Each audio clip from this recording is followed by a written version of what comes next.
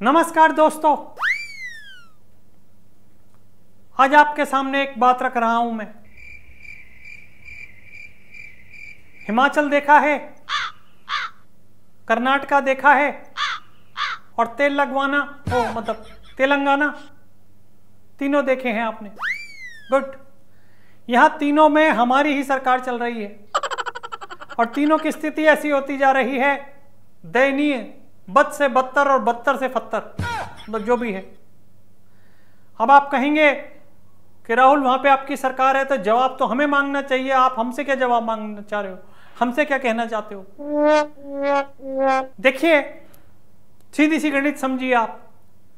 जब मेरे पास 50 चीजें हैं लूटने के लिए तो मैं 50 जगह से 10-10% लेता हूं या 5-5% लेता हूं या 2-2% लेता हूं।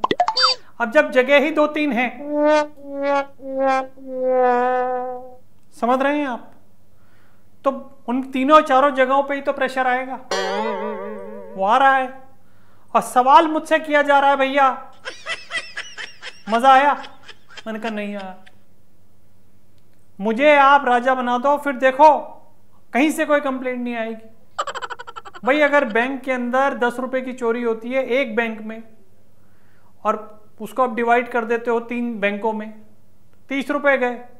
वही हजारों में है तो 1-1 रुपया जाएगा और पता भी नहीं लगेगा और मेरे भी पैसे ज्यादा आएंगे। देखा आपने कितना समझदार हो गया हूं मैं। सलाह लेने आते हैं मेरे पास लोग कि राहुल जी अब हमें जो करना है वो तो हम करेंगे ही, लेकिन आप बताइए आप चुप होने का क्या लेंगे। इस तरीके की सलाह मेरे से लेने जाते हैं। एनीवेज वो that's a different thing all together. लेकिन हिमाचल, तेलंगाना और कर्नाटका, इन जगहों पर बहुत दयनीय स्थिति है। और होगी क्यों नहीं? जब पैसे नहीं आएंगे मेरे पास तो मैं किस तरीके से अपनी चीजें प्लान करूंगा। जब मैंने भारत तोड़ो यात्रा मतलब भारत जोड़ो यात्रा शुरू की थी तब 60 वैनिटीज वगैरह लेकर के चलता था मैं, काफिला चलता था मेरा। मैंने कहा अगर कोई साथ ना हो तुम भी उतर के आ जाना, सारे के सारे ड्राइवर, कम से कम लगेगा तो सही भीड़ चल रही है। तो पेट्रोल का खर्चा, ड्राइवर का खर्चा, रुकने का खर्चा, मीडिया का खर्चा, सोशल मीडिया का खर्चा, अपनी दाढ़ी ना बनवाने का खर्चा, अपने बालों को रोज शैम्पू करके जाने का खर्चा, मेकअप का खर्चा, टी-शर्ट का खर्चा, ट्राउजर का खर्चा, जो हीरोइनों को मैं वहां बुलाता था उनका खर्चा, ये सब कहां से निकलेगा बताइए आप? इन्हीं जगहों से तो मैं निकालता हूं।